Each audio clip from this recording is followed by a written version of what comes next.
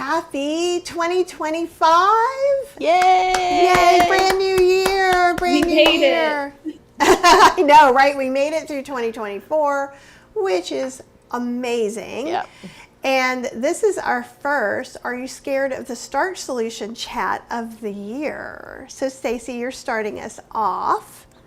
Yay. And I think most of you guys know Stacy Cross, but if you don't, I'm going to have her introduce herself. She's amazing. She was our support specialist. Yep. I got it right. You got it right. First time of the Oh year. my gosh. Oh my gosh. Right. Okay, Oh. so for last year before last, right, in the McDougall program, time is going fast. So Stacy, you know what? I didn't put you back in here.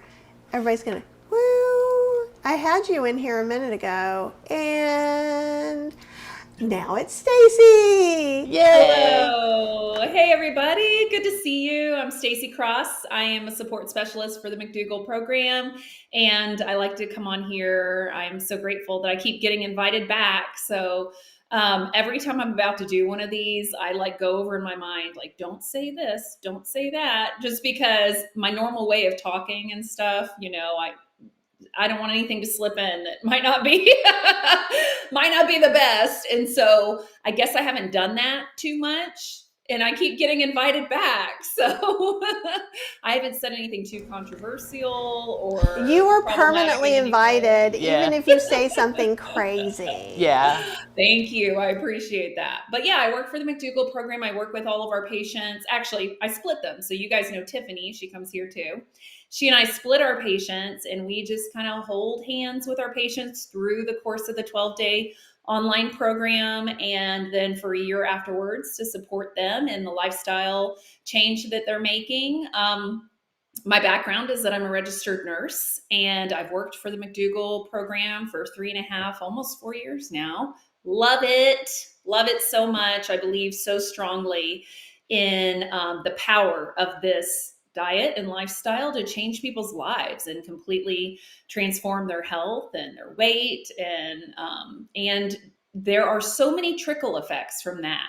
People come to us all the time and say, oh, well, I'm not really that worried about my weight, or, I want to get healthier. And, they sort of minimize those things as if maybe they feel sheepish, like they shouldn't be worried about those things, or they shouldn't want those things. I don't know what people feel, but what I tell them is there's no part of your life that is left untouched when you change your lifestyle, and specifically the way that you eat. When you transition to a whole foods, plant-based diet, there's no part of your life that's left untouched. And it's just amazing. We get to see medical miracles every day. It's really such a pleasure and honor to do what we do. So good to see you all. It's good to be back. And if I don't know you yet, I look forward to getting to know you. That's awesome. So tell us about your holidays. How did that They were go? great. Well, it feels like I haven't been on here in forever, and I can't really remember the last time. It must have been before Thanksgiving. It was Is that in right? November. It was in So November, it's yeah. been a Oh long my time. gosh. Yeah. Okay. So quick little summary. So we had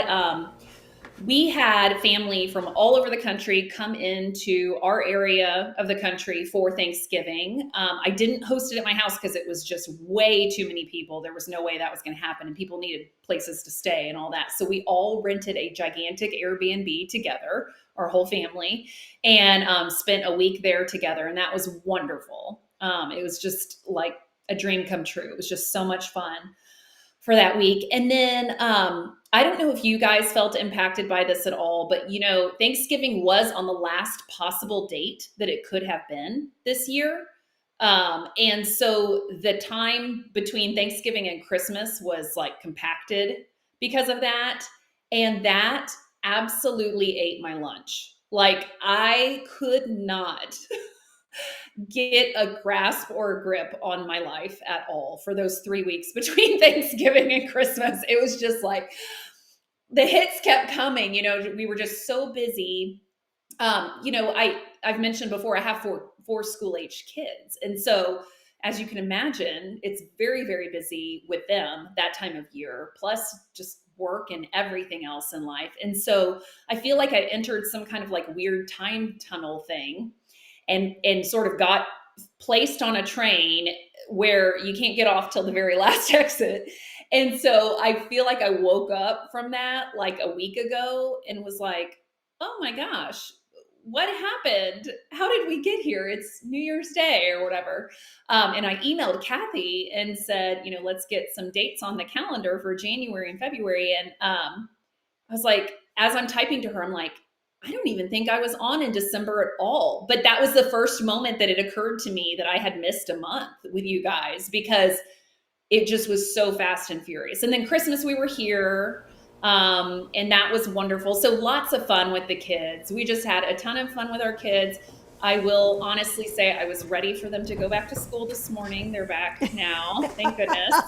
But just so many great times. And the food, I did the best I could in all the circumstances that I was in. It was far from perfect. I was 100% okay with that, knowing that when January came, everybody in the world is trying to do the same thing and reset their habits and everything. And so I hope you guys are all feeling that too. I am talking to so many people who are like, I'm so much fluffier and I'm inflamed and I gained whatever and I feel so bad. And it's like, let it go. It does not matter, okay? It's not a moral failing. This happens this time of year to most of us.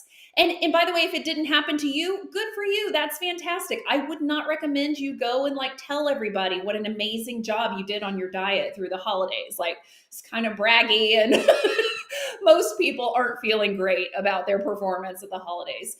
But I would encourage you to go, that was a celebratory time.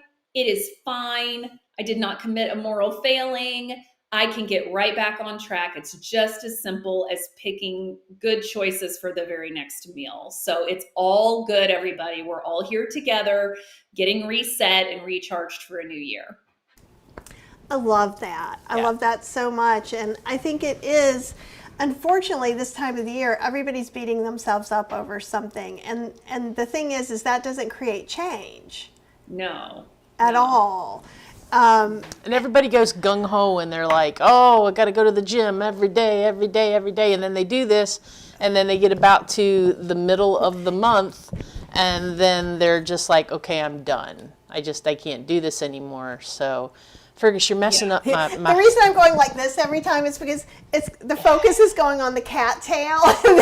So know that I'm not having a Tourette's moment or Let me something get his... or some kind of... or Stacy, this isn't a secret signal that stop talking about that.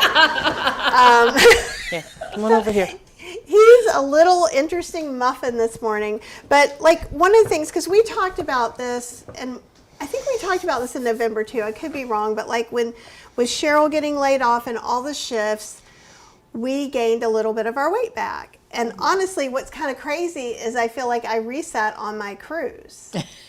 Because we had a lot of food available to us, but like we had a lot of food like potatoes and vegetables. They had a thing every meal that was like steamed whole butternut squash and eggplant and zucchini. So I could just go get the good part of that butternut squash. And then we were also eating in that little spa rest. So first I was trying to be so good. I'm like, I'll have soup and salad for dinner. I was just telling Stacy this, and it was like a little cup of soup and a tiny little salad like this. And I was like, yeah, no. Okay, so then after that, we were doing like soup, salad, appetizer, entree. And even then, like we got a Thai green curry. There was no rice or potato or anything with it. Now Luna is up here. So this is Luna's first foray into the live. So we'll see how this... Oh, hi Luna. I have a niece, Kat, that looks just like Luna, and her name is also Luna. Is it? Oh, how funny. My little niece, Kat, that lives in Houston. Yes. Hi. Hi, Luna. Come here, sweetie. Come on, she doesn't understand what's going on. She doesn't understand blocking. She doesn't understand that she's supposed to be facing the other way. Fergus Get has with been it, teaching Luna. her many things, and evidently now he's teaching her how to interrupt the live streams. But it's kind of interesting because I just wanted to put that out there too, just because like sometimes your reset can start in ways that you don't expect it.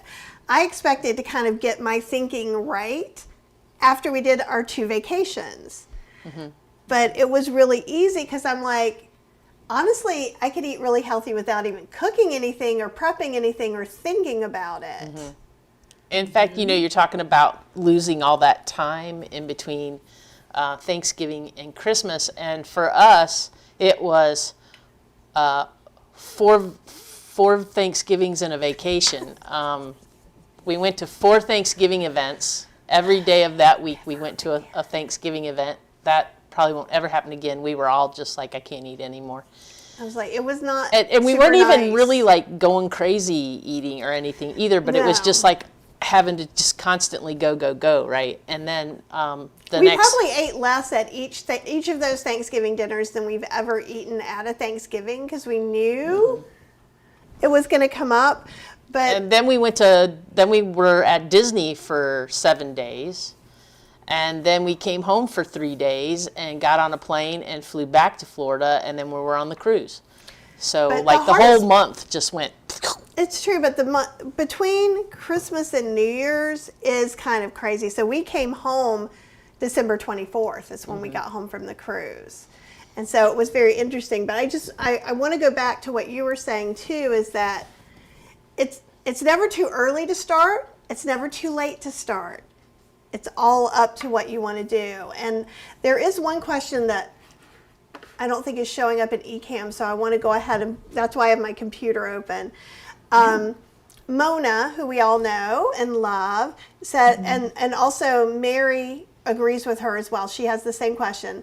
If I'm to eat enough starch to be satisfied and still want to lose weight, and I'm at a standstill, should I cut back on starches and feel somewhat hungry?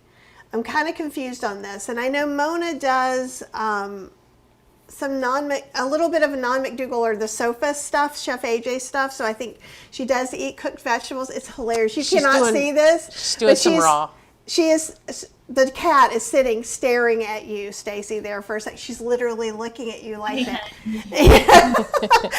That's why I was making a face. So the big question is, do I cut down on starch and try to lose weight? Or if that's not the case, what's another way that might help kickstart that weight loss?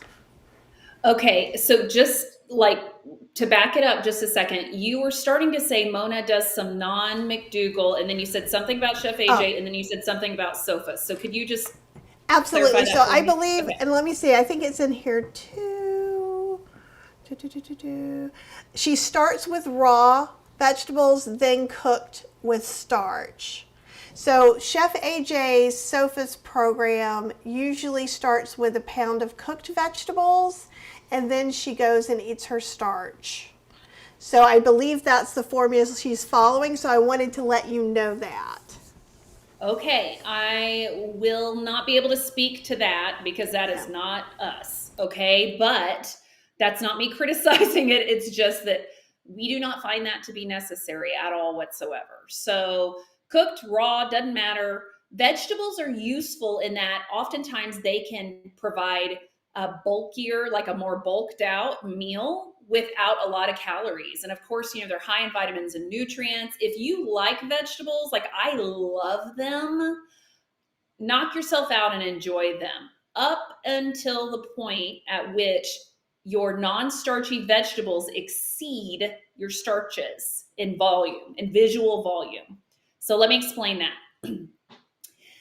The things that provide satiety, sustenance, and fullness for a few hours, like a meal is supposed to, are starches.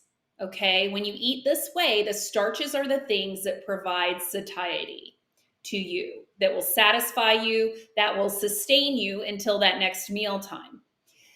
So you need to always be eating starches at your meals. So if you love vegetables and you know that vegetables like non-starchy veggies are very friendly for weight loss, you might be tempted to go, oh, I'm just going to eat all vegetables. Do not do that because, like I said, non-starchy vegetables do not fill you and sustain you like starches do. And so what ends up happening is if you're too reliant on non-starchy veggies and you're trying to make them more than half of the total food that you take in, then you're going to be chasing your hunger all day because those non-starchy veggies have almost no calories and they just don't provide the weight and fullness factor that starches do. So you need to be eating at least 50% of your food by visual volume. Like when you look at it, it needs to be about half starch and half non-starchy veggie and or fruit. Minimum, okay? Now for a lot of us, you may need more than half starches in order to feel full and to feel sustained by that, okay? That's a trial and error thing. You only can know when you experiment with it. So to answer Mona's question, when you are eating starches and non-starchy veggies and you are at a standstill with your weight, what that may indicate is that you're eating too high in the calorie density scale, which means maybe you're eating, 80% starches and 20% non-starchy veggies and fruit, or, something like that. So play with the ratio. You don't want to play with it further than 50-50 though, because once you eat more than 50% of your food in the form of non-starchy veggies and fruit, we do not find that people are satisfied by that, okay? So when that happens, we start looking at activity, increasing activity to just have a little bit more natural calorie burn throughout the day. That's how you do it. But the other thing is, before you start, changing your ratios of non-starchy veggies to water-rich cooked starches, and play with it that way, you need to do the very first most prudent thing, which is look through your diet at the little low-hanging fruits that are obviously weight loss killers, okay? And those would be, number one, oil, for sure, okay? If you have any oil left in your diet, that could definitely be causing you to be at a standstill, because oil is 4,000 calories per pound. It will pack on those calories and that fat faster than you can say boo. Okay, so that's number one, oil. Number two, in a very close second, is nuts and seeds and nut butters. Okay, because they, even though they are healthy and health promoting foods, they are second only to oil in calorie density. Nut butters and seeds can be anywhere from 2,800 to like 3,200 calories per pound. That is very rich food that would not have been readily available in our environment of our ancestors. They might have a couple of nuts every once in a while when they got really lucky and happened upon them. There was no like giganto tub of, salted glazed peanuts like we get at Costco easily, So nuts and seeds would be the next low-hanging fruit. And then after that, you start looking at things like, avocados, but even more so dry starches like breads, tortillas, baked goods like muffins and pancakes and things like that. You can make all of those McDougall compliant, McDougall friendly. You can, but they still are very calorie dense and may slow or stop your weight loss.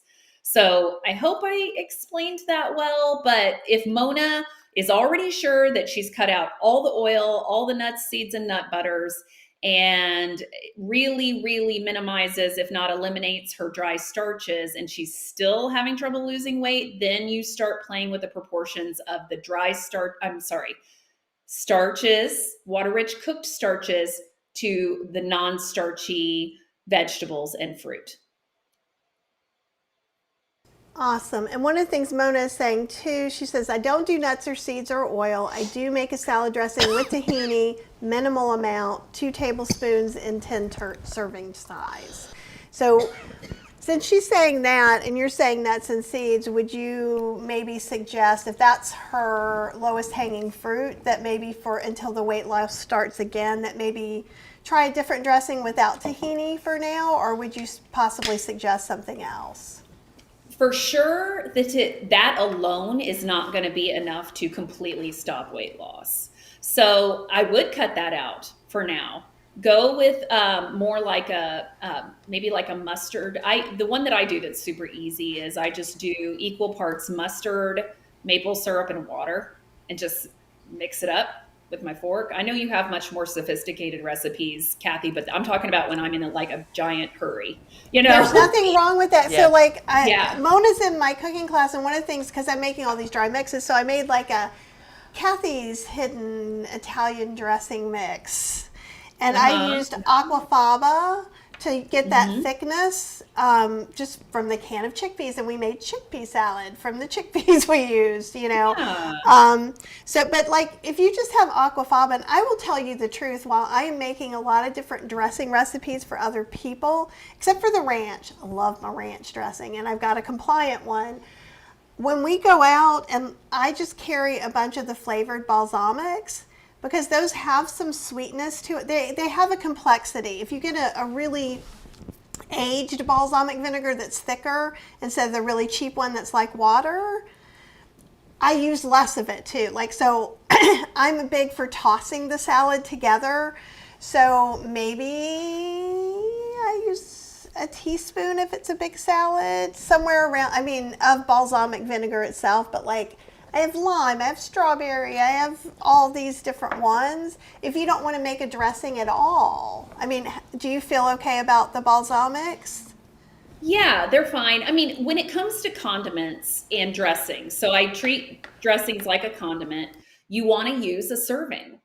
And we do not recommend that you weigh and measure your food by and large. However, I do personally recommend to my patients that they measure their condiments and dressings, because it's just way too easy to get really heavy-handed with the pour and lose control. Or likewise, you shouldn't be putting those balsamics on everything you eat, because it adds up that way too. So yes, just be very judicious and aware and cognizant of how much you're actually using, and that you're using a serving size and not, 4 tablespoons, because it adds up quickly.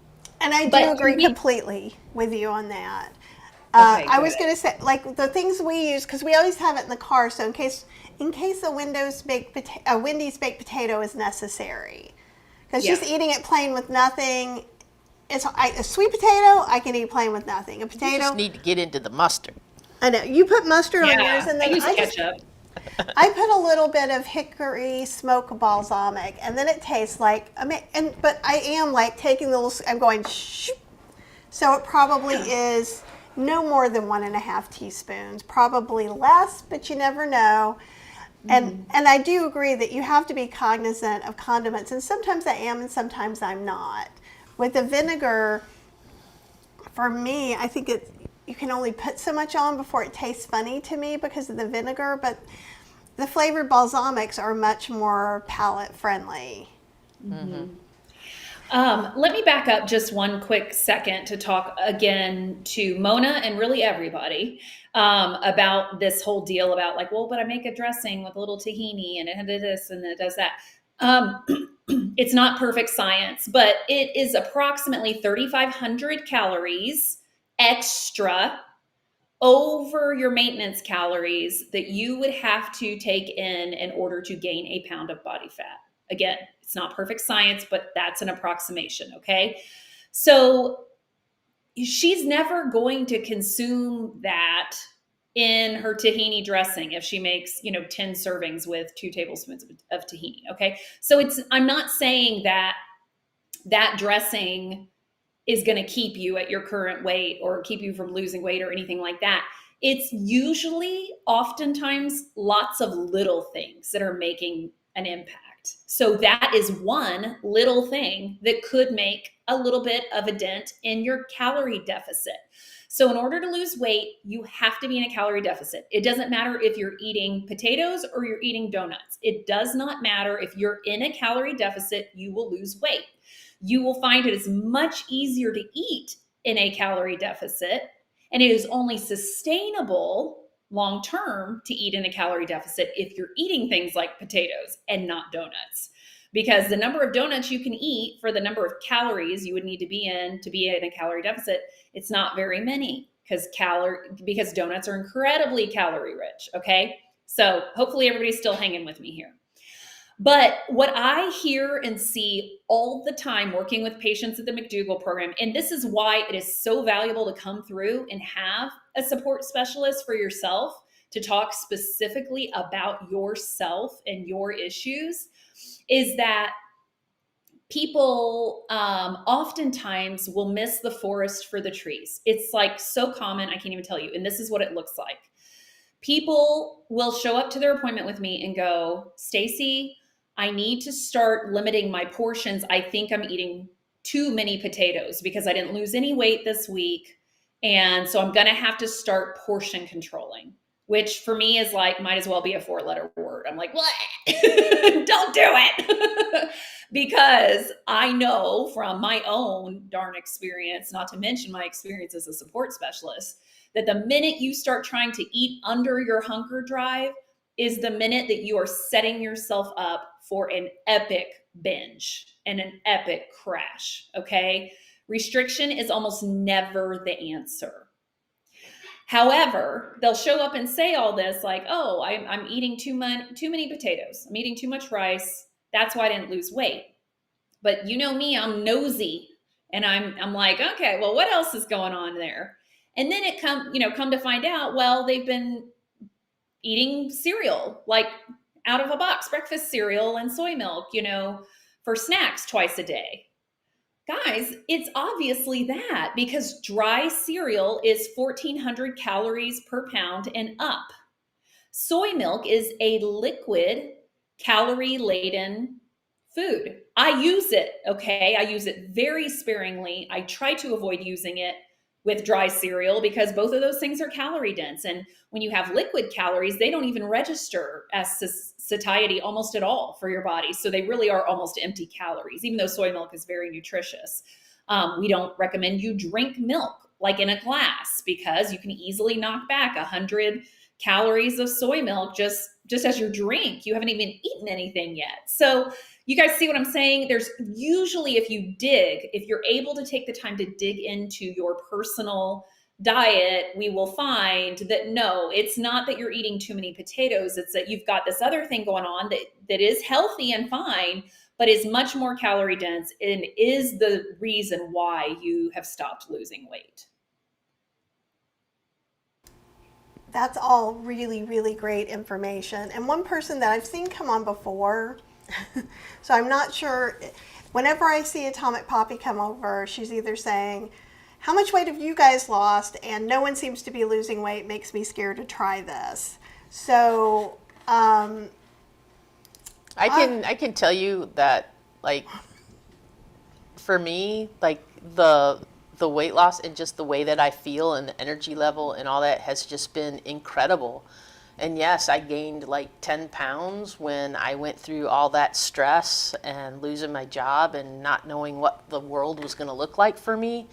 And after 3 months of just like eating my feelings, but got back from the cruise and I was right back down to where I needed to be, and we've been just hitting it ever since. So like, I feel really great that, other times when I have done other things, when I'd gained that 10 pounds, it just kept going and going and going. It just seemed like it would never, like I couldn't turn the boat around fast enough, kind of thing. But with this, it's so easy to just start packing on like the potatoes. Like we walked in from the airport on the 24th and the first thing she did was not say hello to the cats, was not do anything else, but walk into this kitchen and start putting sweet potatoes into the Breville.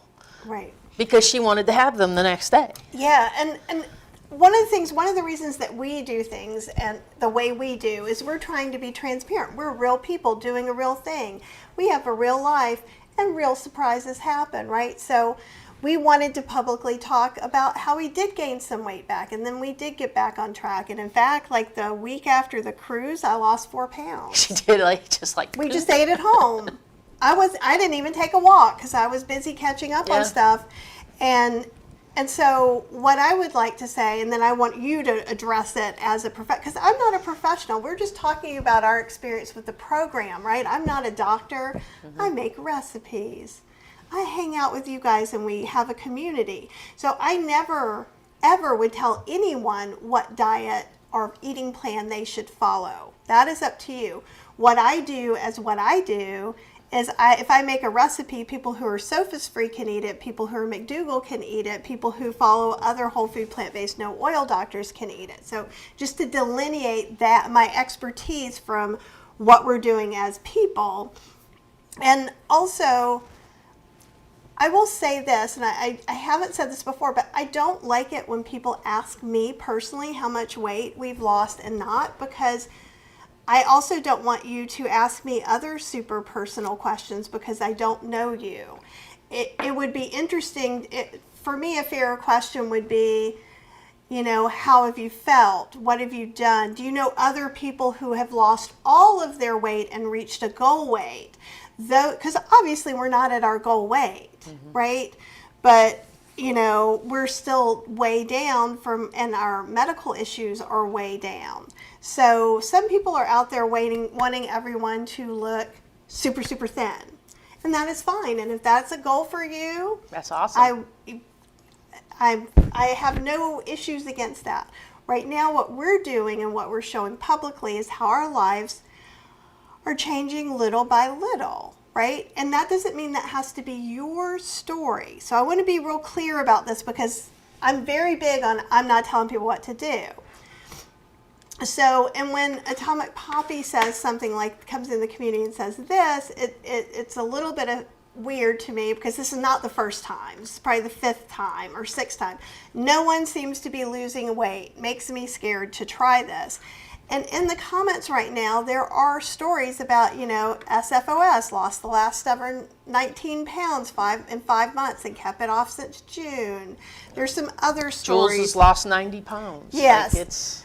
And so I'm starting to feel, and Atomic Poppy, if you're here and you want to actually talk about what you're trying to do and get advice for you personally, that's great. If not, you're probably going to get banned from the channel. So I've banned one person in 15 years or something, 2 people. So it just seems like you're trying to go in and kind of fearmonger, which is exactly the opposite of what we do.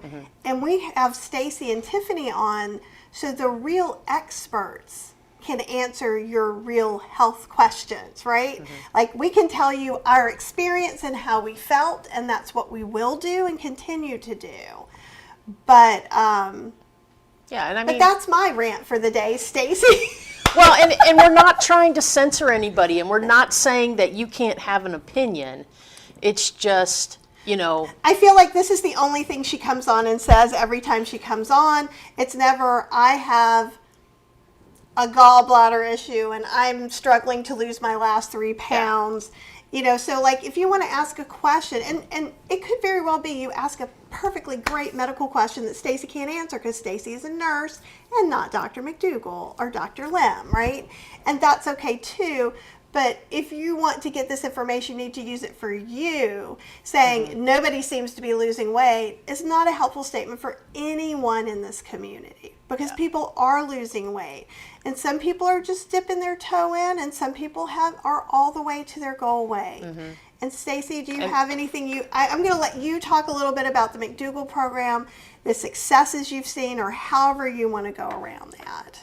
Yeah, thank you. Well, first of all, I don't know Atomic Poppy at all, and I'm not familiar with, the other comments that person has left. But I will say this. One thing I learned when I started working for the McDougall program is that there are a lot of people out there who will say that they want to do what it takes to lose weight, while also acting in a way that makes it clear that they are looking for an excuse not to do this. And so they may even say something like, nobody's losing weight, so I'm afraid to try. It's like, that's you misplacing blame for why you didn't follow through on this. You know what I mean? Like, hey, and truthfully, I'm just going to say this. I hope it doesn't come across tacky, but I do not care one bit if Atomic Poppy or anyone else does this or not. I don't care. I actually truly do not care. What we have done, and especially Cheryl and Kathy have done, is they have opened up their lives and shared their own experience so that you can learn from that and do what you want to do with that information. But if you've decided this isn't for you because, you know, from where you are in the universe, it doesn't look like a good idea to you, move along. You don't need to burn the place down on your way out by making unkind comments or discouraging comments. I can tell you for sure, I see hundreds of people lose weight eating this way. I see it every single day. I have no doubt at all whatsoever. And you can choose to believe me or not. Don't care. Doesn't matter. Doesn't matter one bit to me. The people who really are hungry for lifestyle change and really want their health and are willing to do what it takes will recognize the truth, and they will try it, and they will run an experiment. You know, they'll go, well, I don't know. A lot of people who start this, they're not 100% sure it's going to work because there are no guarantees in life. There are none, right? And so they try it out, and if it works, they keep going. And if it doesn't, fine, like do something else. But there's no reason to just throw out comments about how nobody else is succeeding and that's why you can't succeed. No, I'm sorry. Like, you are responsible for your own actions. You are responsible for your own health. Nobody else decides what you eat other than you. And so I wish you the very best. Whatever you choose to do, I wish you the best. But just know you're not like doing us a favor, anybody out there, if you decide to eat this way. Cheryl and Kathy have very generously shared of their own lives and their own experiences, hoping that it will be an encouragement. And I think it's a tremendous encouragement, as reflected by the community that they've built and all of you guys here leaving comments. So I want to start with that. The other thing I'll tell you, though, is the reality is when you look at statistics on weight loss, less than 1% of people who attempt to lose weight will lose weight and keep it off long term. Guys, less than 1%. That is not even 1 person in 100. That should be very sobering to you, that out there in society at large, less than 1% of people will be able to actually lose their weight and keep it off. Now, let me just take a moment to juxtapose that with our patients, the people who go through the McDougall program. We did a survey of all of our alumni of the 12-day program last year. We got some amazing responses. Now, this is self-reported, okay? So yeah, of course, there's a handful of people that may have made up their results, right? But usually you get pretty honest responses. It was completely anonymous. So nobody, everybody knew that their responses were not tied to their names and nobody would know what they said. So I'm guessing that it was pretty honest responses. And let me share with you a couple things from that survey. One of the questions we asked is, have you stayed on the McDougall diet since attending the 12-day program? 80% of people said that they've stayed on the diet since attending the program. That's huge. And that's huge. That's super huge. 80%. Yes. Another question we asked is, do you feel that the McDougall 12-day program provided you the knowledge and understanding you needed to positively impact your life and the trajectory of your health? 91.1% said yes. 5.6% said, I'm not sure. So that altogether is over 95% of people either said yes or I don't know, still figuring it out. That's incredible, right? Also, I have two more that I want to share. Is your current overall health better than it was before you participated in the McDougall 12-day program? 72% said yes. 8.6% said, I'm not sure. people who eliminated medications, 40% were able to eliminate medications. 28% that was not applicable to them because they weren't on medications. But 60% of those people stayed off of all, or not 60, 30% stayed off of all of their medications, and 60% it said it wasn't applicable. So that's almost everybody else said they're off their medications. Now, as far as weight, is your weight lower than before you went through the 12-day program? And remember, we have people that we're surveying that took the program 3 years ago, 4 years ago. Okay. 67.3% said yes, their weight is lower than it was before the 12-day program. Bear in mind that most people gain weight year after year after year from midlife until they die.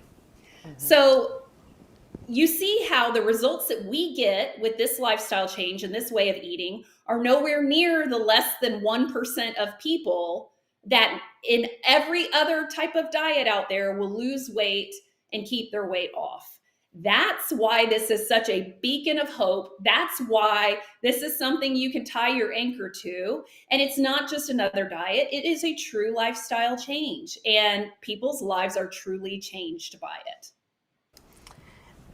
I agree with you completely, and I appreciate you bringing out those numbers so people have something more concrete. And like, I want to share a couple of comments. One that was really great is from Mona, who was asking, I'm proud to be off blood pressure, GERD, and cholesterol meds. Mental and physical health was my priority. 35 pounds down was a bonus. Mm-hmm. Betsy says, Kathy and Cheryl, I really appreciate you both sharing your stories and your thoughts. Thanks so much. They help more than you know. And the thing is like you, Stacy, I really appreciate what you said, is that you're not trying to make anyone eat McDougall style.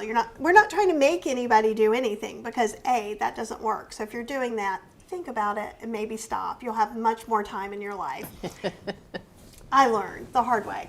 But, it's like when I meet someone and I say, because usually I just say I'm vegan because people don't know what plant-based means or whatever, right? And they go, oh, I only eat chicken every week, once a week or something. I'm like, I don't care what you eat. You're fine. I'm not judging you. Because people feel like a lot of times that you're judging them by saying, but if I said, I don't know, I like to drink tea, people aren't putting this big hunk of stuff along with that usually. Maybe they do. Maybe they think I'm stuck up and British if I say I like tea. You just never know what people think, and it doesn't matter.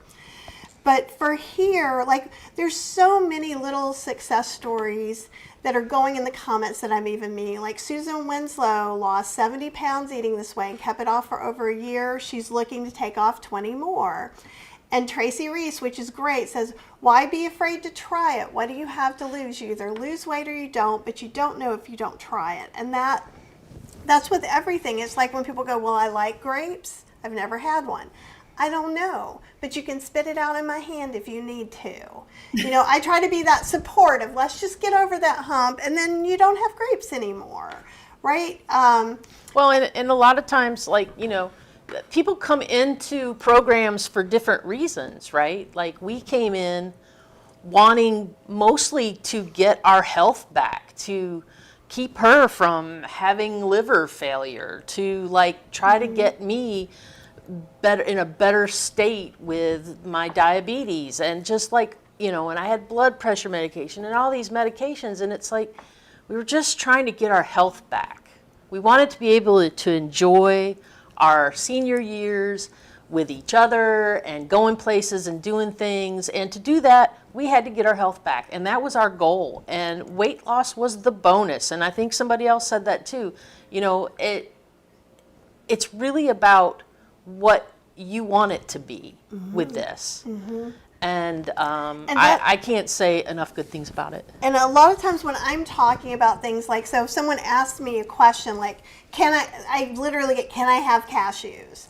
And so oftentimes I'll say, it depends on what program you're following, and if you're looking to release weight, Dr. McDougall says that makes it a little bit harder or something like that. So because not everybody's in here to lose weight. Some people are here to gain health numbers. There's just all different reasons, and we're all different people. Yeah. And isn't it lovely how 99.9% of the time this chat and this community is just beyond anything I could have ever hoped being a part of. And so while I was a little snippy, and it's just because she's come on several times and said the same 2 comments, so I don't think she's real. She also didn't come back in anymore, so now she won't. She's banned.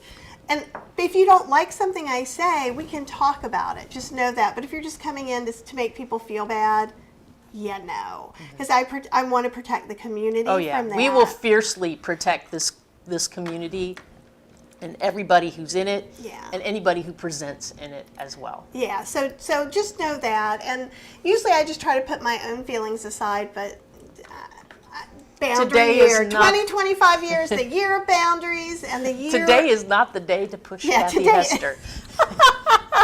I'm Love actually in it. a great mood, but I have been taught by 2024 that my boundaries sometimes need to have some stronger locks on the gates. Yeah.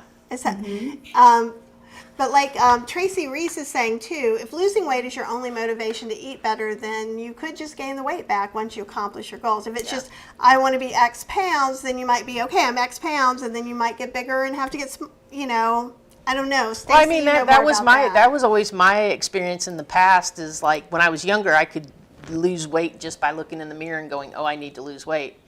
And I mean, we all remember those days, right? You would just be like, ooh. And then a week later, you're like, yeah, into the new outfit. And, we can't do that anymore. But back when I would do that, I would be like, okay, like down, now I'm all good. I'm where I want to be, looking all spry. And then, then I'm just packing it on. And then, month later, it's just right back to where it was or getting worse. So.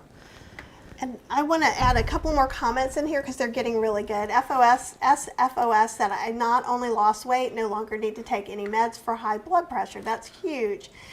Betty Ann is very interesting. I think you can help with this. There are 2 comments. The first one's the longer one you need to pay attention to. I think my biggest problem is the fact I can't tell anyone about it because, number one, they tell me you're too old to even try it, and sometimes I feel all alone. And then on the other side of that, she says, I'm trying to look at this as a lifestyle, not a diet, which Absolutely. to me is super positive. Very positive. So Stacy, I'm going to let you take over that one if you don't mind. Wow, Betty Ann. That was Betty Ann, right? Asking that. Listen, everybody listen real good, okay? If anyone ever says to you something like, you're too old to blank, you have my permission to tell them they can take their opinion elsewhere. That is so inappropriate on every level. Nobody should be telling you you're too old, you're too tall, you're too small, you're too blind, you're too, silly, you're too quiet, you know what? We spend a lifetime being told we're too much of something or not enough of this or not enough of that. You are enough. You are not too old. You are not too young. You can do whatever you choose to do. And also, I remember when my husband and I, transitioned to a plant-based diet many moons ago. And at some point along the way, I was telling someone who was vegan, I was saying, I feel like I'm really messing this up. Like I keep making mistakes. I keep like not doing it right. And I'll be eating this. And then I find out next week, like, oh, you're not really supposed to eat oil. What are you talking about? And we stumbled our way through at the beginning. And someone said to me back then, and I will never forget it. They said, Stacy, you do not owe your veganness to anyone. It is yours. It's for you. Now, some of you guys might hear that and go, no, it's for the planet, or no, it's for the animals. Yes, there are motivators that are outside ourselves for the reasons why we choose to do things. But ultimately, there's no vegan police showing up at my house, pounding on the door and going, you had honey. It doesn't exist, okay? You get to choose what your journey looks like. And you get to choose, even if you identify yourself as vegan or plant-based or whatever. You can be vegan, 22 hours a day and eat the standard American diet, 2 hours, like you get to choose, okay? You get to choose. You don't owe this to anyone, which is exactly why no one has the right to come at you and be like, well, you didn't lose any weight, so it doesn't work. It's like, you don't know my story. You don't know how hard it is for me to just maintain my weight, for example, or you don't know the kind of year I've had or whatever. Just like, don't let people put you on the hot block and basically make you the scapegoat for why they aren't changing their own lives, which ultimately is what it usually comes down to, is them feeling guilty or not feeling motivated to change their own lives. And so they want to put it on you. They want to put the blame on you. You're the reason why. You didn't provide me the motivation or the justification for changing my own life. Garbage. Throw that out the window. Okay. Oh my God, So, I love that. And yes. a friend of mine, like I had said, all my friends didn't like something they went to, and he said, no one can be responsible if they didn't bring it to the thing. And this just reminds it, like, you have to bring it. No one's going to do it for you. So I'm backing out again. No, that's brilliant. I love that. Thank you for saying that. So yeah, so there's that. What was the other thing I was going to say? Oh, the weight loss deal. So gather around, everyone. Okay, if you have been trying to eat this way for any length of time and you have not yet lost weight, that is not failure, okay? Just in the same way that my teenager who's learning how to play the piano, when he can't play his piece perfectly all the way through, that is not failure. That is learning as we go, making mistakes, course correcting until we get it right. And for some people, that may be a season, that may mean a season of not really losing weight. Maybe you're down some, up some, as you're making mistakes, as you're course correcting. But you're never starting from scratch when you have to get back on track. You're starting from experience. And so you're learning lessons as you go. So the scale does not have the power to tell you if you're doing a good job or you're doing a bad job. The scale gives you data about, like, is what I'm doing currently what needs to be done in order for me to lose body fat in pounds? Like, is it going to work for that? But it doesn't get to tell you if you're doing a good job or a bad job, because like I said earlier, you could lose weight on an all bacon diet, right? And if you hop on that scale and you've lost 15 pounds because all you've eaten is bacon for 2 months, you might be tempted to say, wow, I'm doing a good job because I lost 15 pounds. Would an all bacon diet for 2 months be a good job for your health and longevity? No. So the scale doesn't have that power. So stop giving the scale and other people's judgments of your weight loss or lack thereof be the thing to define whether you're doing a good job or not. If you're here and you're falling down and you're getting right back up and dusting yourself off and taking the lesson and trying again, and you're never giving up on yourself, you're winning. That is the stuff we all needed to hear. That is the way we need to start thinking every new year. And Yep. because it's brilliant, because we do, like, when we're starting this new year, instead of thinking, oh, I want to brush my teeth 17 times and I want to do this, and like when I was a kid, I would make a big spreadsheet of all my New Year's resolutions. Such a geek. Because I am that kind of person.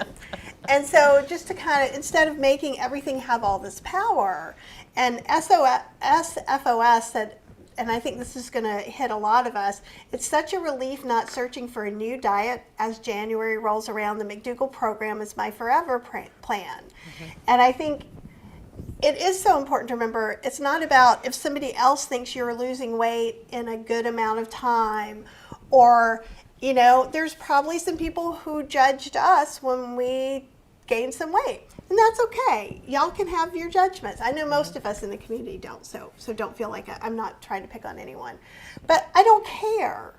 Maybe 20 years ago I would have cared more, but I'm like, I'm doing this publicly because I don't think we're the only people that have a big life change and gain 10 pounds back. And so I would rather... And 10 pounds, not 30, not 50, that in my past would have came on like that. my body would have just automatically shot right back to 300 pounds and been perfectly content. But that didn't happen this time. And Yeah. and I just want you guys to see an honest look, because we've all talked about this. Some people are honest about what happens on social media and YouTube, and some people aren't. And it's okay. People give what they can give, and I'm not trying to give anyone a hard time, but this is how we are. I've been just me, without cursing. That's the only difference between me and real life. If you become my bestie, and being, is that you'll hear one slip every once in a while. And that's just what I want to do. It's a little easier for me to not have to remember all these things I made up or said I did. I'm just the way I am. You guys know that. Now, there also Caroline said I lost 30 plus pounds. Blood pressure and other blood values are normal. And Kathy is saying my forever plan too. Hey, Kathy. Kathy was in our little cohort. Our October 2024, right? No, we were in July. I don't know why I keep deciding July it of was in 23. October. So my brain is a special little bunny. But to kind of get back on track of what is the starch solution and not. So Betty Ann, who we've been talking to because people were saying she was too old to do this, she has a question. Does pasta work the same way as potatoes? So I'm wondering if you could give the starch talk, and maybe if there's, however that's going to go. I will not preempt that. Yeah. Pasta, whole grain pastas. So that's like whole wheat pasta, pastas made with brown rice, the whole grain pasta, as well as bean-based and lentil-based pastas are all weight loss friendly in that they are low in calorie density.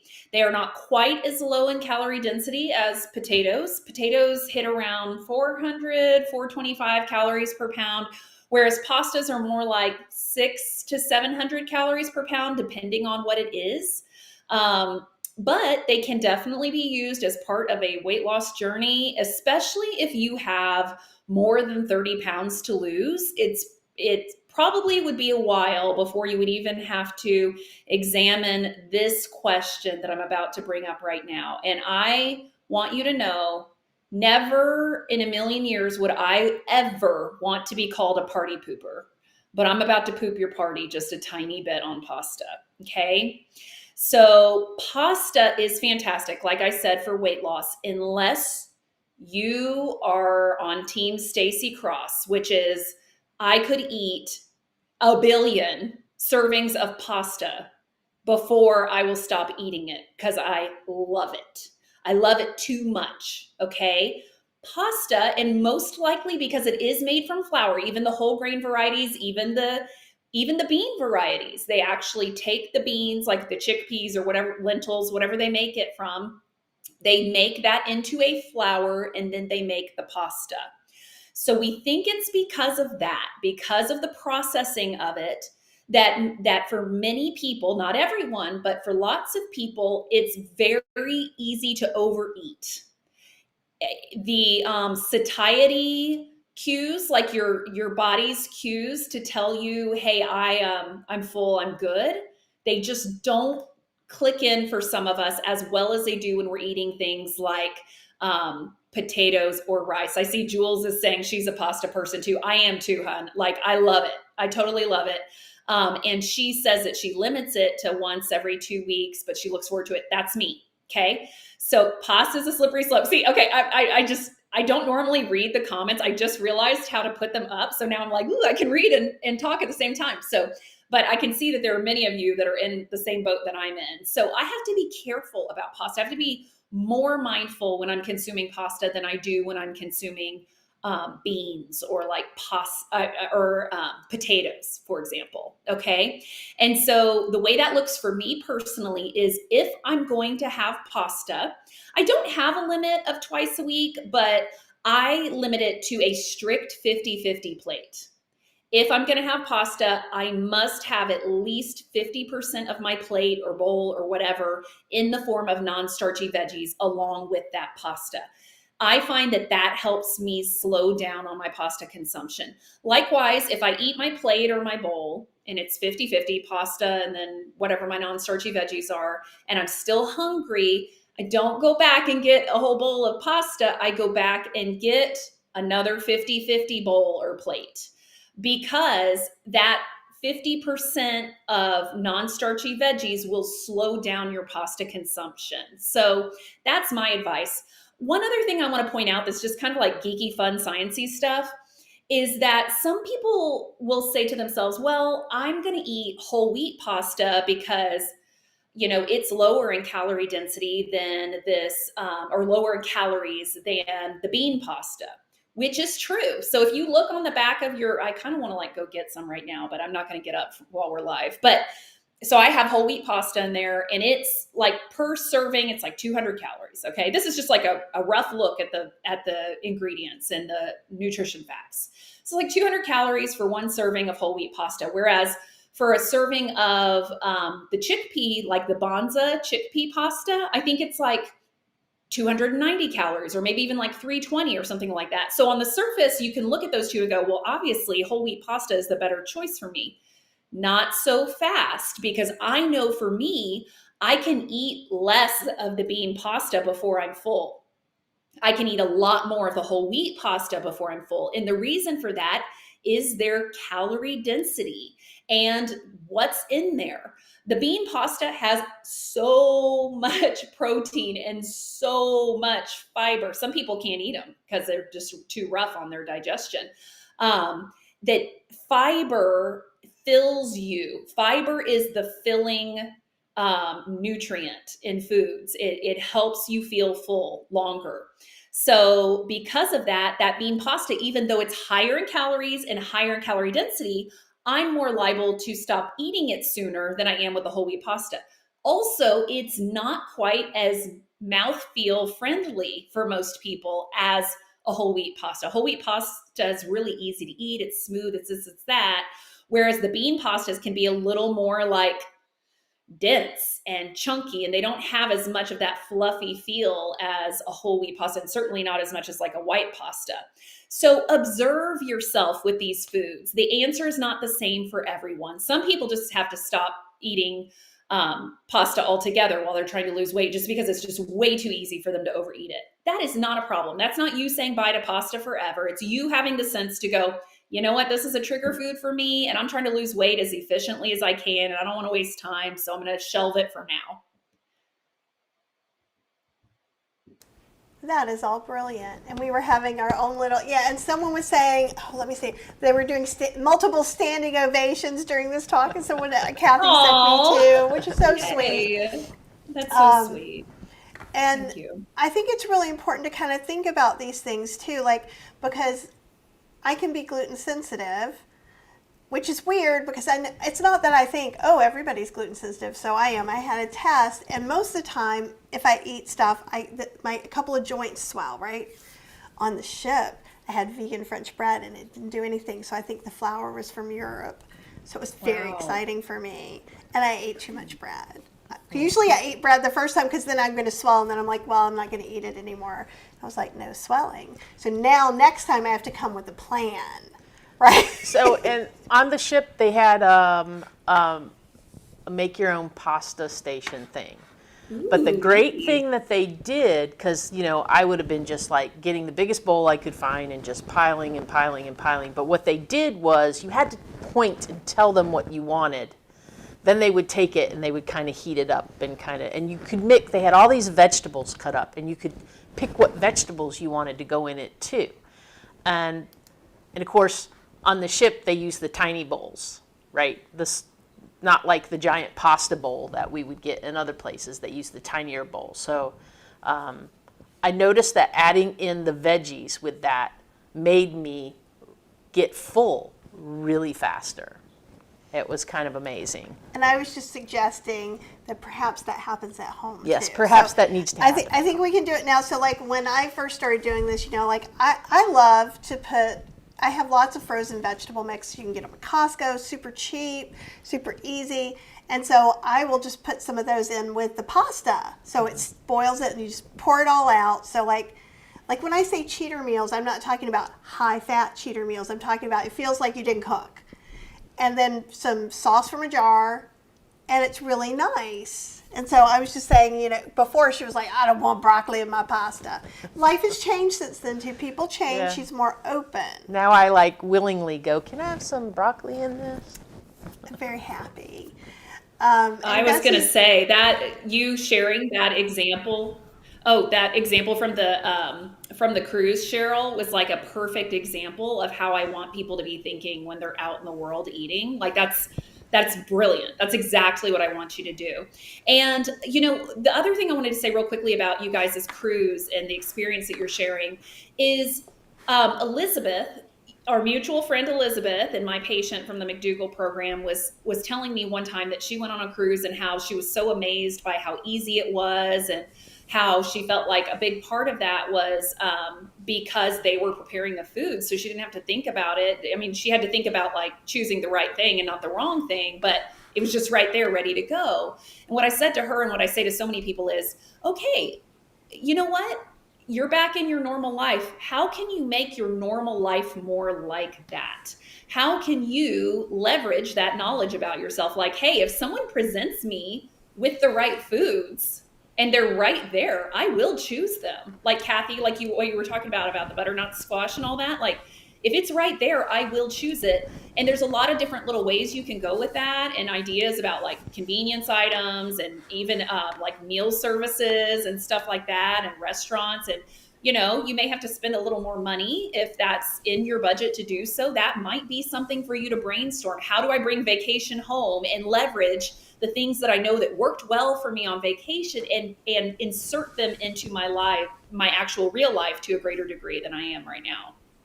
Right, and even because I think you can look at that, and even look at like in the beginning of the year, a lot of us don't have the same money we had before Christmas, right? So if you're eating at home, and I've always, my whole life, no matter what, if I eat at home, I can lose weight. Mm-hmm. If I eat out, I can't lose weight. Mm-hmm. And there can be a balance, mm-hmm. and slow things down and all that. As you guys know, I'm not willing to not ever go out to eat. But there's that, and then also what's inexpensive? Potatoes, rice, beans, fresh or frozen vegetables. So like you can even, canned beans are fine. Rancho Gordo heirloom beans are fine.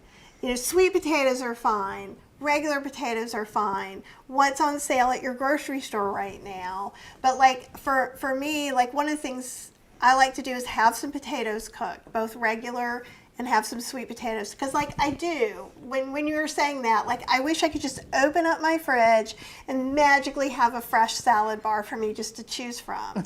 But when I lost 4 pounds that week, after every day we were having a head of romaine lettuce, not the big ones, just the ones in the packages. So just lest you think I'm eating 17 cups. There was probably we ate 4 cups of lettuce a piece or something, you know, and with chickpea salad and maybe some potatoes and stuff. But every time I cut up one, I portioned it out, I cut up a second one, put it in a container so the next day I could have leftover chickpea salad and that. So, and like we still have some black eyed peas. If we don't eat those, I put it with rice and we'll put it in the freezer. So next week when I'm like, I wake up and I'm like, oh my God, I'm really hungry and we didn't make oatmeal, I have something compliant. So I think, I agree with you completely. It is about how can you help yourself, and then, you know, what things can I put in my pantry that I can afford? Like you don't have to go and spend $500 to stock your pantry for this. You can go to Aldi's, maybe get 2 or 3 things of dried beans, some dried rice, a big thing of potatoes, and some frozen vegetables. And that's all I want to say. Like I do make fancy stuff, but I make non-fancy stuff. I love what you just said, Kathy. That's exactly what I'm talking about, is just having those convenience items on hand so that if you want to leverage, like, hey, I just need something in front of me right now. You should always have that kind of stuff. The stuff I've been using that I've loved lately is instant potatoes, instant beans, an instant oatmeal. I prefer steel cut? Yeah, I do. But I always have instant on hand for, rescue 911. I just need something real fast, same with the instant potatoes and the instant beans. Yeah. So you I said think that it- beautifully. Oh, but I think it's great. And I think the thing is especially in the new year, maybe you guys aren't as like weird as I am, but a lot of times I want everything to be perfect. I want to have everything checked off on my list. I want everything to be fresh. But no, it can be easy. It can be easy. And I do want to make this year a time where I'm making things easier for myself. I say as I'm starting a new channel and planning 2 books. But that's still but I don't have to make myself jump through 17 hoops to have dinner. Yeah. And Cheryl was bringing Well, over. and you're at a crossroads right now. Go ahead. You Go ahead. Stacy. Sorry, there's I'm a sorry delay. I I didn't interrupted mean you. to interrupt. No, I go was ahead. just gonna say, to your point. No, that's okay. To your point, though, like now, as you're launching these new things, it's more important than ever for you to make things easier for yourself because you're not going to have as much time. You need to be thinking this way. Dr. McDougall and Mary, one thing they used to suggest when they were appearing on the program is they would say, hey, don't think it's weird if you want to just like hire somebody, even like a high school student, a culinary student at the local high school or something, to just come into your kitchen once a week and chop vegetables for you. Do it. You're supporting that kid, you're supporting the culinary program, your local culinary program, and it's worth it. How many times does it keep you from having to go out to eat if you've got veggies chopped and ready to go? And what if you do want an entire salad bar? That takes time. But even if people don't have it in their budget to hire somebody to do that, okay, hire yourself. Begin to make an appointment with yourself once a week to sit and do chopping and just go, I'm putting it in like a dentist appointment. I chop every Monday from 2:30 to 3:30 p.m. I chop all my veggies for the week, and lo and behold, now I do have a salad bar in my fridge. So there's a lot of different ways. I encourage everybody to start thinking creatively about how to make your kitchen and your home a place that has abundant options for you so that you can easily stick to your plan in terms of eating. We can move to that question because I see that people are urgently wanting me to answer the question. So sorry. Oh, I don't know which one because I just wanted to pop because Justine had the question about good brands of oil-free pasta sauce. If you have an Aldi's, cheap. they have this brand. They're Simply Nature organic, and they have a tomato and basil, and they have a marinara. There are no oil in these. They are great for a quick cheater night if you need it. And so we always have that because Cheryl can make pasta and sauce, right? So if I'm really, really busy, she'll just go make pasta and sauce. If I have chopped lettuce, then we can have a salad all ready to go. But like one thing we splurge on is First Seed Foods, which is that Indian kind of frozen takeout. It's a small business. It's not spicy, so it works for her. I add spicy stuff in. And then if we're having a really, really challenging day, we can just steam some rice and put that over. Mm-hmm. And I want to do we have a 2:30 hard stop? I think we do. I can probably talk for a handful of minutes after that. Well, let me try and rapid fire a few things, but this is one. Sure. And I'm also Elizabeth is here. I don't know if you saw that. Elizabeth is watching us. Tia says, does also the chew factor come into play? I can just semi-chew the white rice pasta, but brown rice I have to actually chew. Not really. They've done all kinds of studies about that. It plays very little role in terms of like your absorption of the food or not, or of the calories or not. But the mouthfeel does come into play because something that's really easy and enjoyable to chew, you're going to want more of it. That's why we like white bread. That's why we like muffins. That's why we like soft, bready, cakey, donut, pancake, those types of things, is because they're really nice and easy to chew. So, you just want to just take a look at what you do with certain foods, your own behavior with certain foods, because it's not the same for everybody. And one thing I'd like to kind of just bring up that you bring up all the time is it's fine in the starch solution to eat white rice. That is not a cheat or something. And in fact, I love white rice. We eat brown rice a lot. But what I do is instead of making popcorn now, we steam up some white rice and we eat it straight out of the steamer. And it is delicious. So like if, Nice. it's different ways you can think. Like I had extra oatmeal, so I have that for a snack sometime later in the week as well. So I know we have the protein thing to talk about, but Elizabeth was also wanting, this will probably be quicker. Can you talk about pre-eating on the cruise? You helped me so much with that, Stacy, and it's funny that you're right that we could be doing that before going out to eat, pre-eat before your meal out. And I believe that was talked about in the 12-day program. Yeah. Well, on the cruise specifically, the way that I do this, this is really like any time that I'm going to approach a buffet of any, like whether we're on land or on sea. I always begin, I actually learned this in Vegas many years ago. My husband and I went to Vegas and we were eating at all the like best buffets because we're such foodies and we love them. And this is when I came up with this strategy and it worked really well for me. And that is, I always begin with a plate of vegetables and or salad. So I am going there and I'm getting all the veggies, all the salad, huge plate.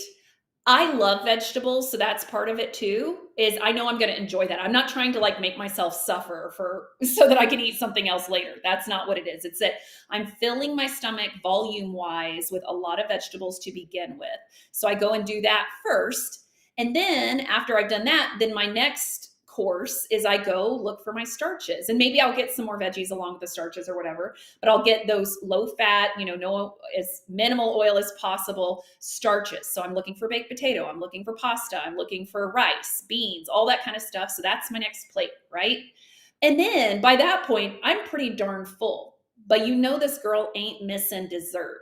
Okay. So at that point, I then go back and do a very small serving. Usually by that point, my stomach's very full. So I get a small serving of anything else I want, anything, whether it's a dessert or just a food that looked good to me, that's a little bit richer or whatever.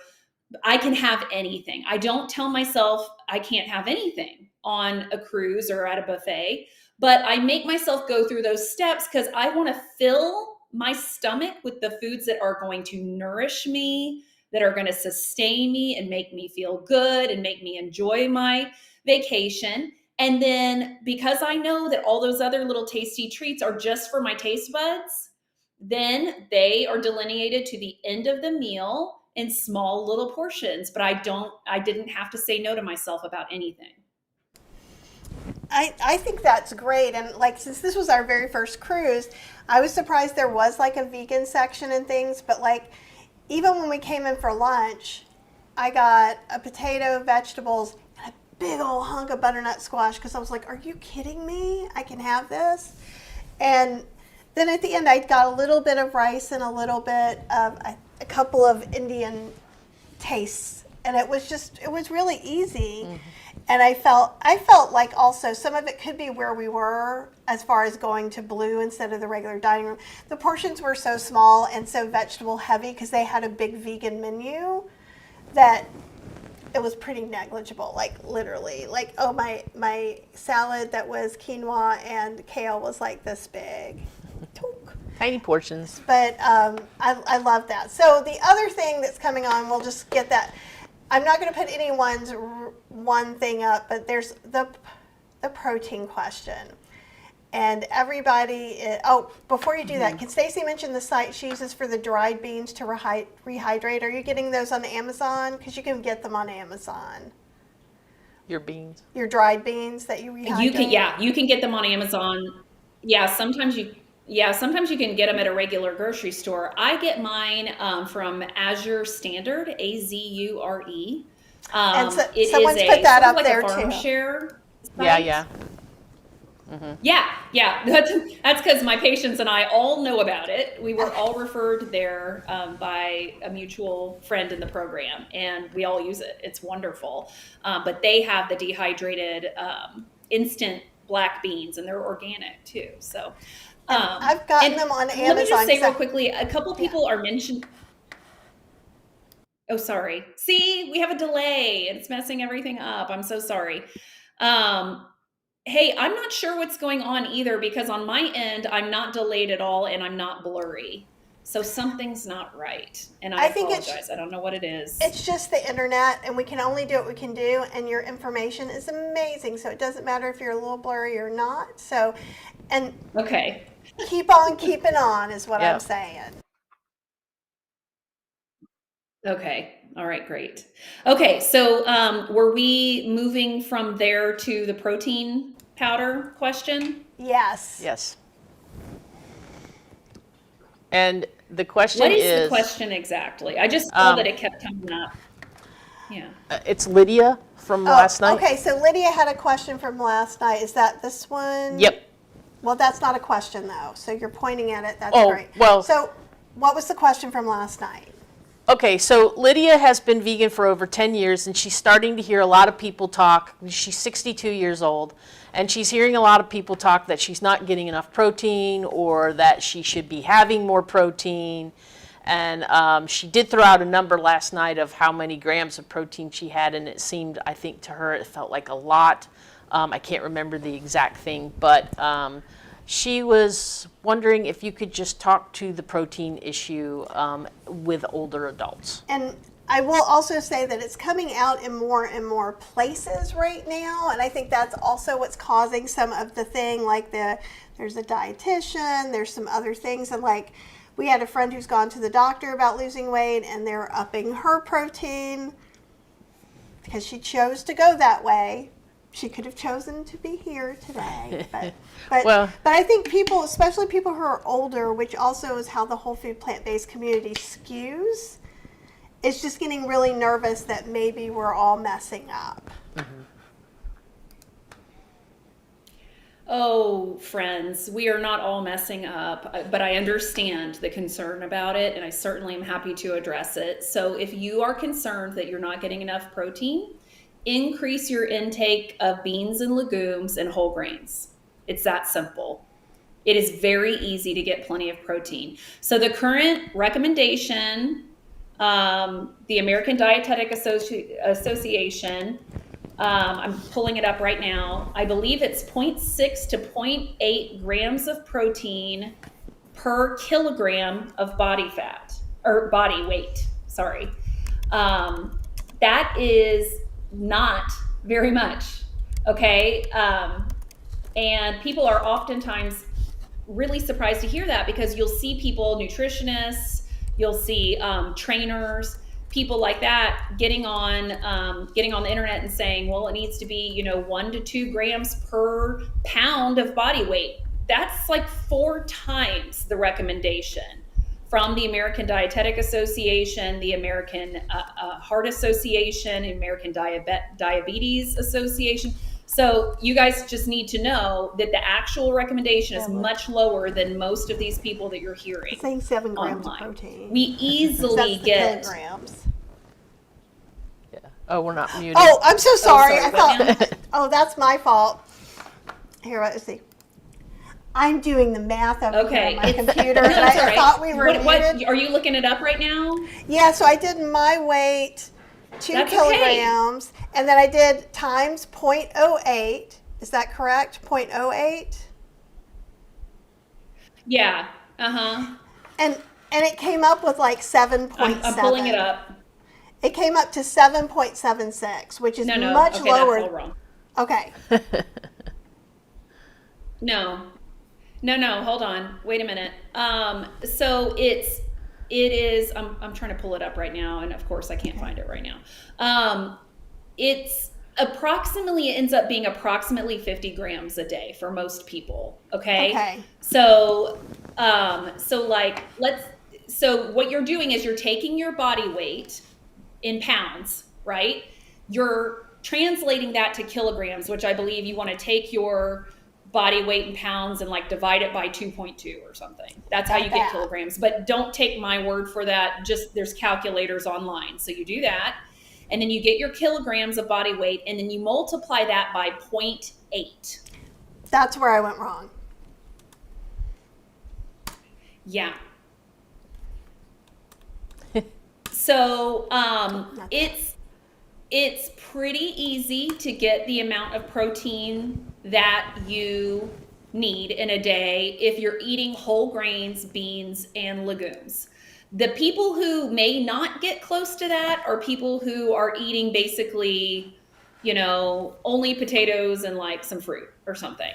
Okay, so, you may want to be conscious of it, especially if you feel not well or you're getting too skinny or something like that. Or on the other end, if you are a bodybuilder or you are an endurance athlete or, otherwise an extremely active person, you may want to talk to your doctor about if you should be eating a little bit more.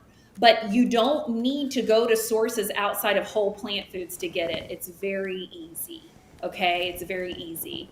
I know because I am a weight trainer and an endurance athlete. I run marathons. Okay, actually, I'm running my first marathon in February, but I have run several half marathons and I run every day, long distances. And so I am conscious of and careful about my protein intake. But all that requires for me is just to make sure that I'm getting my beans and legumes in and my whole grains every day. And it's just not difficult for me to do that. So I hope that helps. Does that answer the question? Oh, so protein powders, okay? If you speak with your doctor and your doctor is very concerned that you're not, for any reason, not getting enough protein, there are protein powders out there that are made from just plant foods that are very minimally processed. An example would be like pea protein. Okay, I am not recommending that you go out and eat pea protein. Most people do not need it. Okay, pea protein powder. Most people won't need it. But again, if there's something specific to you that your doctor's concerned that you're not getting in enough protein and you just can't get it in with whole food sources, which you should be able to, but if you can't, then I would recommend you go for something like that over the buku of highly, highly processed, artificially sweetened, like junky protein powder options that are out there. And a lot of them are even organic and plant-based and all this. And so people think, oh, this is a great option. But then you've got things like soy protein isolate, and you've got xylitol, is that what it's called? It's an artificial sweetener that's recently been linked to cardiac events like strokes and heart attacks.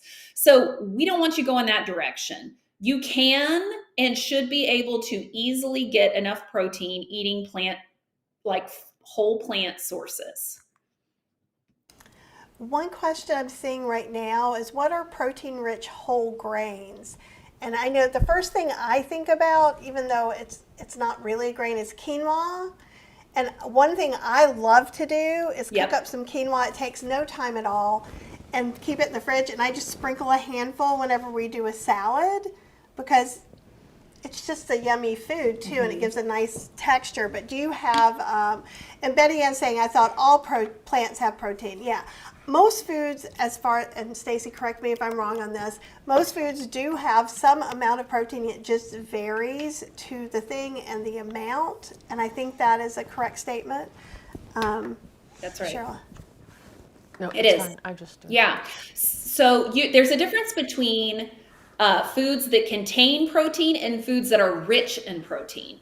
So all plant foods have protein, but you're never going to get to, if you need, somebody mentioned like 78 grams of protein a day. Well, you'd have to eat 78 bananas, so we're not going to try to get all of our protein just from bananas in that case, right? Because 78 bananas would cause you a whole host of other problems, most likely, if you did that. So bananas are not protein rich. Protein rich foods are all whole grains, all of them. For the person who asked which whole grains are rich in protein, they all are. Okay, there are some that are higher than others. You're right, quinoa is a great example, although quinoa is technically a seed. And so then beans and legumes. Beans and legumes, not only are they the highest in protein of the plant foods, but they also are most linked to longevity, like out of all foods on the planet. So if you don't have beans and legumes in your diet, yet another reason to try to throw them in there somewhere and try to find some that you like and can tolerate well. So tofu and soy products, minimally processed soy products, are also very, very high in protein. Now, they're also high in fat, and they are not starches. So they don't satisfy you in the same way that starches do, generally speaking, because they don't have a lot of fiber, soy products, but they still have a place in your diet. So consuming some soy products minimally processed, so that would be tofu, tempeh, edamame beans, soybeans, whole soybeans, that soy milk, that's what we're talking about. We're not talking about soy protein isolate frankenfoods that they, the fake chicken sandwich in the freezer section. We're talking about like whole, minimally processed soy products.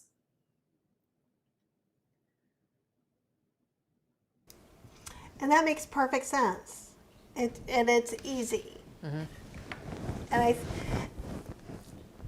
it's just one of those things, like sometimes it's hard, and this is me almost asking you a question in a way, or like, because there's always new research coming out, right? So some of it is pertinent, and some of it, like, pertinent to me, not necessarily pertinent to someone else, and some of it is not pertinent to me and what I'm trying to do. And I think with all the information that comes out, like, I love Dr. Greger. I get some really good information for Dr. Greger, but I know sometimes he'll talk about one study and then it will kind of trickle down to me where, can I do this? And I think with all the talks about protein outside of the whole food plant-based community, and then there are a couple of dietitians within it now, do you, how do you decide what to filter out and what to take in at any given time? Well, I just look at what's in line, not that I think that the recommended daily allowance or recommendations of our government bodies for the different dietary requirements are always 100% spot on and accurate. But when I look at that number, 0.6 to 0.8 grams of protein per kilogram of body fat, and I see that it is very easy for us as plant-based eaters to eat within that recommendation, then I tell people, go ahead and hit the recommendation. If you're concerned at all, it does not hurt to go ahead and up your whole food plant-based protein intake. So on the other end of that, it is harmful to increase your animal-based protein dietary intake. That is harmful. With every, extra gram of animal-based foods, you increase your risks of all kinds of hosts of illnesses and diseases, including kidney damage from too high an intake of protein.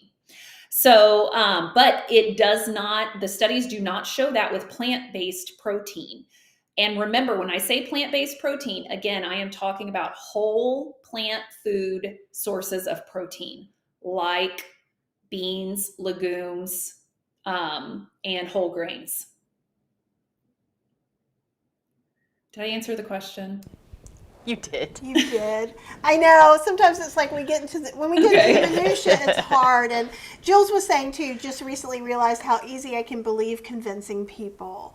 And I think it's one thing, we're just having all of this information funneled into ourselves. And even I will be like, ooh, I've heard this a lot, so maybe I should consider it. So, but I would just like to remind myself and all of you that you can always ask the people whose plan you're following, right? You can come in here and you can go, hey, Stacy, blah, blah, blah, blah, blah. You can do that too. And so all of us know that it's not just you that get confused sometimes, even people in the middle of it do. And I gave a suggestion for Tanya, but I'm going to let you do this as well. It says, what food would be high in iron? So her blood work came back and she's low. Last time mine was low, I ate a lot of lentils and greens, but maybe you have something else to add to that? No, that's perfect. Lentils and greens are great. I would recommend, though, that you be aware that vitamin C increases the absorption of iron significantly. So if you're going to increase your intake of lentils and greens, you want to add in a vitamin C containing fruit or vegetable like oranges or peppers, or there's a whole bunch of them. Just look them up on the internet. What's high in vitamin C? And you always want to be taking in a source of vitamin C alongside that iron-rich food that you're eating. Oh, that's really good. So like make lentil fajitas would work, and then have a squeeze of lime on there with the peppers Yeah. and onions kind of thing. Okay, that's great. And Tanya Tanya, I'm sorry, I've got to get this right. I bought Brenda Davis's book, Plant Powered Protein, and she is the dietitian that is talking more about protein as you age. That's who was in Cheryl's coaching program as well. So She's one of our instructors. she is one of the sources that are talking about that. So just so everybody knows, I'm not saying it's good or bad. I am indifferent, but if you are nervous, that may not make you feel better. And Jane says, thank for that. All the hype on protein for athletic women is crazy right now. And like I go on and watch any reels on TikTok or Instagram, and they're even, because I watch non-vegan, non-plant-based content for food and stuff too. And it really is, here's the protein chips I'm adding. Here's the edamame I'm adding to my salad. These are meat eaters who are just like, I have a protein heavy snack. I put, pea protein crumbles on my salad. Like it's just, it's a lot going on. And Jules is saying, Tanya, McDougall has a lot of lentil recipes that you would love. And don't forget, you can go to drmcdougall.com, get information about the 12-day program, which is this one's sold out and it starts Friday. But when's the next program? Do you have a date for that, Stacy? Yes, it begins on February 28th, and then it runs through March 10th, I believe, is the 12th day of the program, whatever that Tuesday is. So yeah, there's spots still open there, but we are completely sold out for January. So time to start planning ahead, and the end of February will be here before we know it. Yeah, it's true. It's true. It goes much faster because I almost didn't sign up because I was like, oh, it's so far away. And you don't forget, you get to meet with Dr. Lim before any of that happens, so you can kind of get started, kind of like pre-eating at the buffet, meeting with Dr. Lim before you kind of doing the same thing. Yeah. And then one thing, I just want to ask if you know this. I'm making an assumption. Mona was saying, can I just squeeze fresh lemon juice over my greens? I would assume that is a yes, because that's going to have the vitamin C in it. Yeah. Okay. Yeah, that sounds right to me. I think that would be just fine. Yes. And Jeremy is on here, who you've talked about, our dragon boat friend, who's also our friend that we traveled with, and says, because he is an athlete. He is an athlete. And he says, I won't watch a YouTube video with high protein in the title. Like, he is done. And he actually does, he feels like the hype is real. And one of the things that I know he says too is a lot of them are like, eat more protein and you'll this, that, and the other. And he's like, if you eat all this extra protein and you're not even working out, it doesn't even make any sense. No. That's right. That's exactly right. And, just one thing to bear in mind, protein is absolutely essential. We need protein. We are not at all over here telling you don't worry about protein. No. Hold on. My computer just started playing my music. That was weird. I can't hear it. I can't hear it. Can you guys hear me? Yeah. I can hear you, and we don't hear music. Oh my gosh, that was so weird. Okay, I'm sorry. That was so weird. But, I'm not telling you don't worry about protein at all whatsoever. Don't eat protein. No, certainly not. We want you to eat protein, but we know that you're going to get protein because you're eating plants, and protein comes from plants. I just want to make sure everybody understands. The protein that you get in animals, they got from plants. They ate plants and then you eat them. And so you get the protein that they ate. All we're saying is take the middleman out. It is so unnecessary to eat animal products to get your protein. You just need to eat the protein rich foods, which are plants. Okay.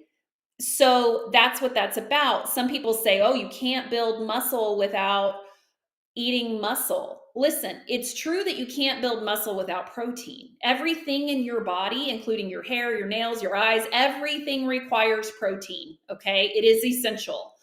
But to say you can't build muscle unless you're eating muscle is like saying, I can't have good eyes unless I start eating a diet of eyeballs. It makes no sense. Everybody knows that's not true.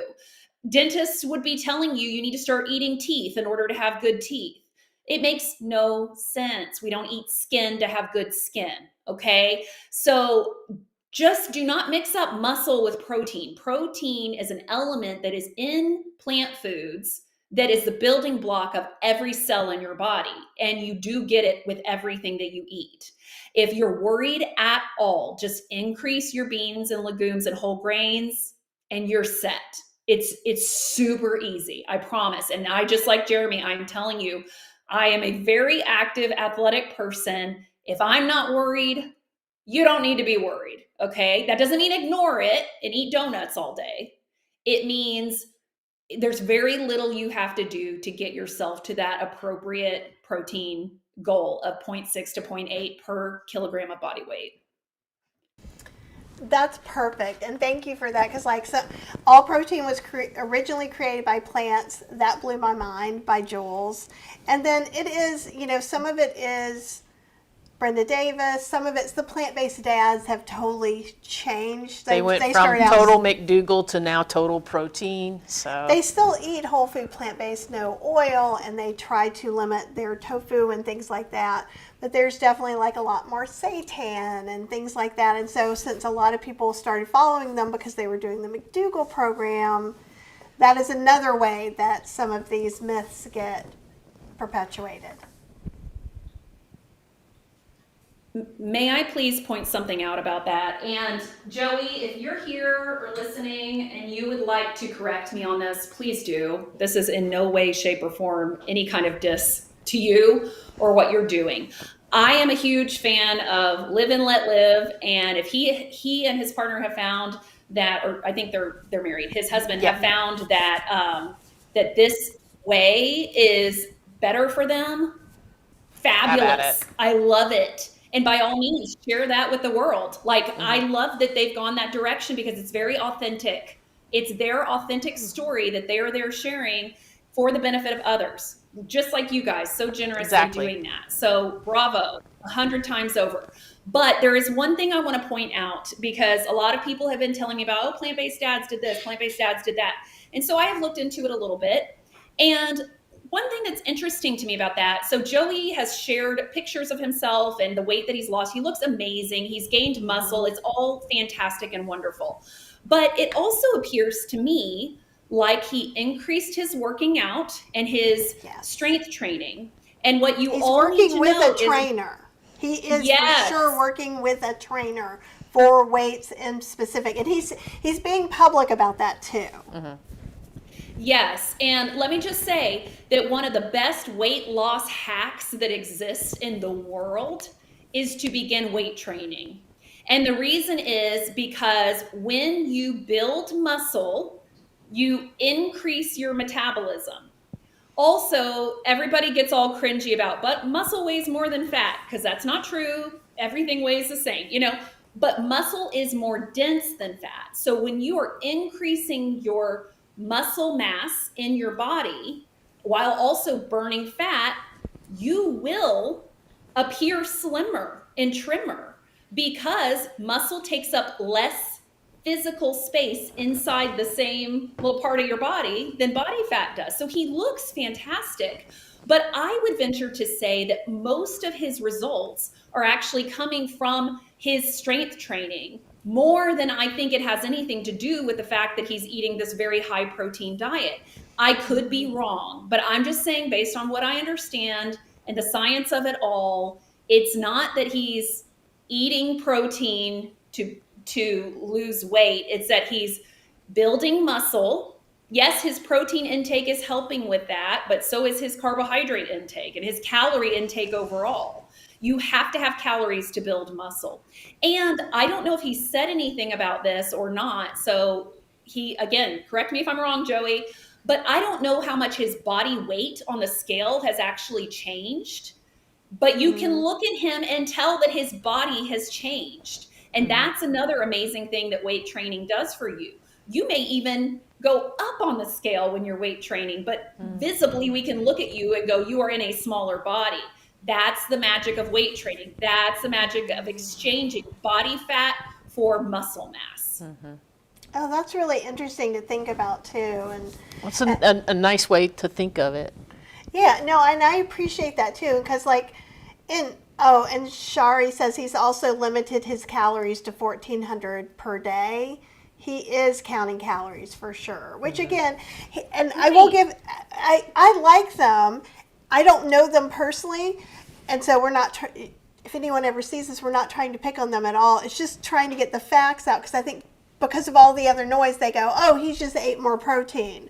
But he is doing these other things like weight training and keeping his calories low. And I also want to add that during the time when he was starting to make this transition, he was collecting tons and tons and tons of data about what he was eating, how it was affecting him. Like, I mean, he didn't just go willy-nilly and go, well, I'm throwing this all out the window and I'm doing this. I mean, he built his program based on what the data was telling him. And he's done his best to separate it from the starch-centric stuff, but, information's out on the internet. Yeah.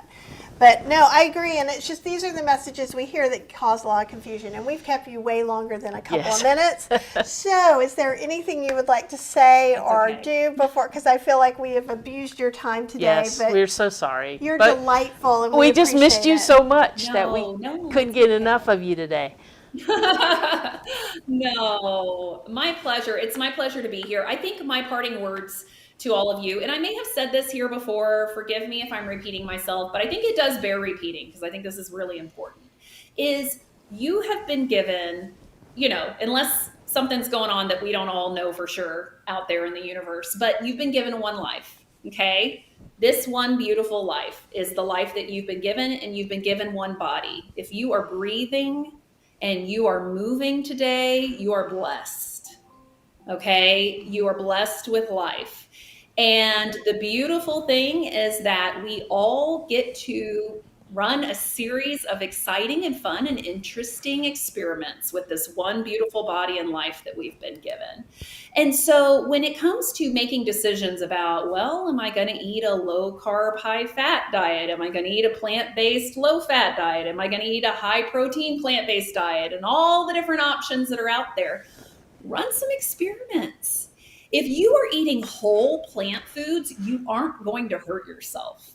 So if you hear some of the talk and chatter that's out there about the protein thing, and it's kind of interesting to you, and you wonder how you do, and maybe if it would make a difference in your journey and in your weight loss, give it a try. I'm not going to tell you not to do it. I am going to tell you, though, you need to remember that many of the starches that we center our diet on are those higher in protein starches. The beans, lentils, and the whole grains are very high in protein. So you actually can do both, which is kind of fun. You can do the starch solution and do it in a way that's high protein. So all of that to say, instead of letting all the different messaging confuse you, go, oh, you know what? Doesn't matter what anybody says, because this is my one beautiful life and my one beautiful body. And I get to choose when and if I run an experiment. And it's all for fun. It's all for love. That's what it's all about. So, but we're here to support you, whatever you decide to do. Absolutely. And this has been such a fun conversation. I've so enjoyed being with you all. And thank you for having me, Kathy and Cheryl. We love when you're here. And someone was even saying, I wish Stacy would come on every week. Hint, hint. Well, we She's like, we can talk more about that. My son is trying to get me. Yes, my son's trying to get me to do a YouTube channel. My little teenager's like, got it all Someone set just up, and asked. he's like begging me. You should do it. You should do it. Someone just asked What? if you had a YouTube channel. I had to say no. And I even said, if you go back when you watch this and look in the comments, I said she should have one. I wish she did. So I think that would be great. And if there's any ways that we can help, Yeah. if we can support you, you just let us know. Well, likewise. We are such big fans of yours and the McDougall program. We all just appreciate you guys so much and how honest and authentic you guys are about your journey. I think it makes a tremendous impact in the world. And do not be dissuaded by any of the haters or anybody who wants to come in and drop one comment and then go wherever they go. You guys, the two of you ladies, are making an amazing wave here and giving people true community where they can authentically be themselves and share their struggles and their triumphs. And that's what it's all about. It's all for love. I love it. Good stuff. And that's what we need to do. That the world is a little bit of a rough place right now. So the more we band together in communities and support ourselves, the better the whole world will be. This is my little piece of it. I'm working on it. But thank you so much. And thanks for an amazing conversation as always. You guys, if you have questions, if you're watching the replay, go ahead and put your comments or questions down below. Stacy often comes by and will answer them if she gets some time. I can't promise it, but many times she does. So, and if not, then we can always look at that for the next show as well. Okay, well, we're going to let you actually go and have a whole very life today. So thank you again so much. And everybody, Thank you. It's the new year. Be gentle. Go watch the beginning of this video again where Stacy's telling you everything's fine. Everything's fine. You're good right where you are. We're going to start right where we are. We're not going to think about anything else other than that, okay? And if you do that today, I give you a gold star. All right, we'll talk to you guys very